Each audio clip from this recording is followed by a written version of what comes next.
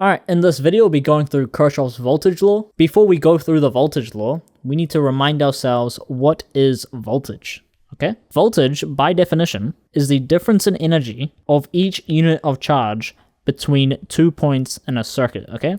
And these points we can denote as A and B, okay? And let's say, for example, each charge at A has 5 joules of energy, and each charge at B has 3 joules of energy. Okay, and so therefore we would say the voltage across this component is 2 volts. And again, this could be denoted as 2 joules per coulomb of charge. So for every coulomb of charge, we lose 2 joules of energy. Okay, and so because of this, this suggests that the total amount of voltage rises in a circuit. Okay, so a voltage rise, remember, is when we go from a lower potential to a higher potential. Okay, so the total amount of voltage rises in a loop or in a circuit must be equal to the total number of voltage drops in a circuit. Okay, and so we can see this in our very, very simple circuit like so. Let's say we have a resistor right here, and let's say this is 12 volts. We can see we have a 12 volt rise right here because our charges go from 0 joules of energy over here to 12 joules of energy, okay? So each coulomb of charge gains 12 joules, and so we have a 12 volt rise. And then our charge comes through here,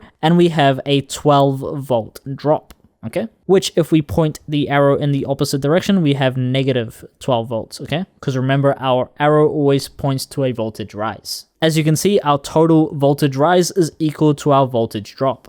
Okay, so I hope now it's obvious to you why they have to be equal. Why does the voltage rise has to be equal to the voltage drop? Okay, if the voltage rise and the voltage drop was not equal, this suggests that once the charges reach its original position, they would have gained energy, for example, and so therefore over time more energy has been absorbed by the charges than the charges have been supplied, and therefore this breaks conservation of energy. And if you want more information of what is voltage, I go through it in my what is voltage video. Okay, you can check that out. And so this understanding of voltage is the underpinning of Kirchhoff's voltage law.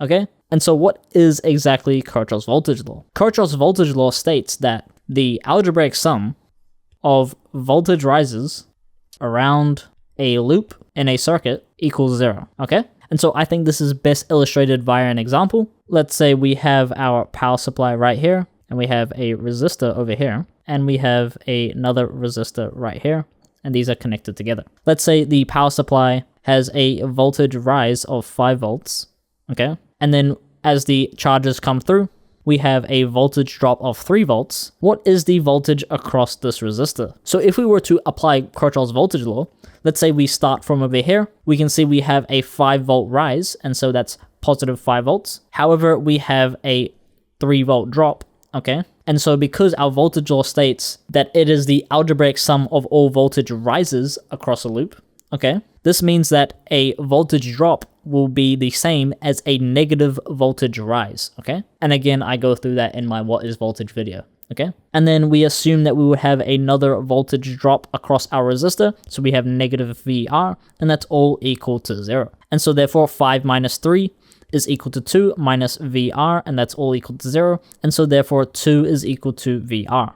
And so our resistor has a value of 2 volts across it, okay? Now, intuitively, you probably already got that answer because you know that voltages in a series circuit are shared amongst the components. And so if we had a 5 volt supply and 3 volts were already used, then this must have been 2 volts. And so you can see here that throughout your education journey, you've been intuitively applying Kirchhoff's voltage law. And so to make your life easier, we can go through some basic rules, we could say, to aid you in applying Kirchhoff's voltage law. Now, it's important to note that these aren't new rules. These are just reminders of how voltage works in a circuit, okay? So this knowledge isn't necessarily needed. These are more guidelines rather than strict rules, okay? Again, if you've watched my video on what is voltage, all of this should seem pretty intuitive. So our first rule we're going to say is that when we move through a supply from the negative terminal to the positive terminal, we add a voltage, okay?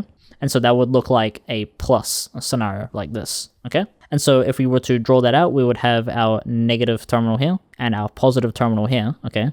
So this is negative and this is positive. And so in this case, when we have our Kirchhoff's voltage law and we're forming our algebraic sum, our equation, like so, this is when we're going to add our voltage, okay? So now, does this make sense? Again, if we think back to my what is voltage video, we know that our arrow always points to a voltage rise, and because our value is positive, this means that the charges over here have 5 joules more energy than the charges over here, okay? And so therefore, it makes sense that we were to add our voltage, okay? So the second point would be the opposite of that. When we move through a supply from the positive terminal to the negative terminal, we minus our voltage.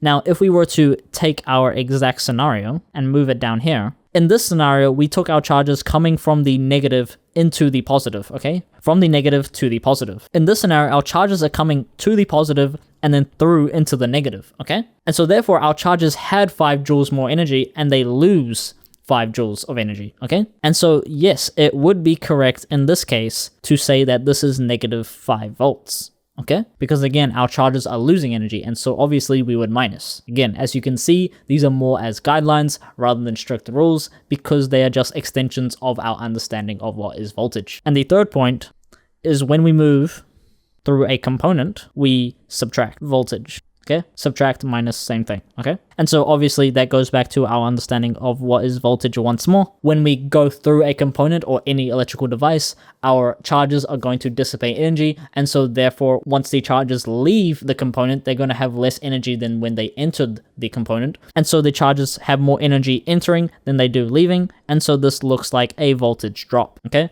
Because again, our arrow always points to a voltage rise, and as I just said, the charges over here, which are entering the component, have more energy than the charges leaving, okay? And so this points to a voltage rise. Once more, as you can see, these are not strict rules, these are merely guidelines, because this is just already illustrating what we already know from voltage. And if you want more understanding of this, I go through it in my what is voltage video. So we can apply this to another circuit, okay? Just one more for practice.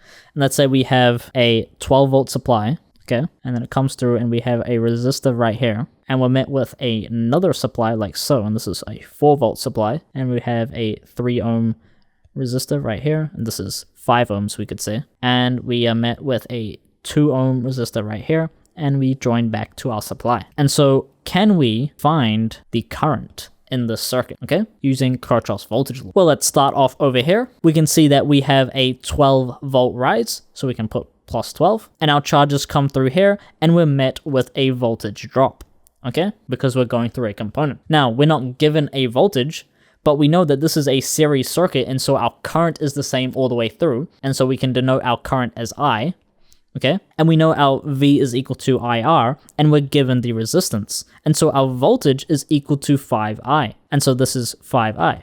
And so we can minus 5I because this is a voltage drop, so we're going to minus. And so our charges move through once more, and we are met with another power supply. Now we can see here that this is the positive terminal and this is the negative terminal. And so what this power supply is going to do, it's going to take charges from over here, and when the charges flow through, they're going to gain 4 joules of energy. So that's what's happening in reality, but with our algebra, we can say that this is the exact same thing as saying our charges over here are going to go through the power supply and lose 4 joules of energy, okay? In reality, that's not what's happening, but algebraically, it's the same thing. And so we can model this as a voltage drop of 4 volts, okay? And again, this is what I was saying over here. Okay, again, we have another voltage drop like so, and this is equal to 3I for the same logic we had up here, okay? So we have minus 3I, and once more, we have another voltage drop over here, and this is equal to 2I, and that's all equal to 0. And so we have 8 minus 10I, and that's all equal to 0, and so 8 is equal to 10I, and therefore 8 all over 10 is equal to our current, and so therefore we have 0.8 amps of current throughout this circuit. There we go. Now instead, if you were to have gone this way, you would have ended up with I is equal to negative 0.8 amps, okay? And as you can see, that is the exact same thing, because all this negative is saying is that we're going in the opposite direction, okay? You can see that no matter which way you go in a loop, you will end up with the correct value. It's just the signs will be different. And if the signs are different, all that tells you is that it's going in the other direction, okay? And that will be it for our Kirchhoff's voltage law. See ya.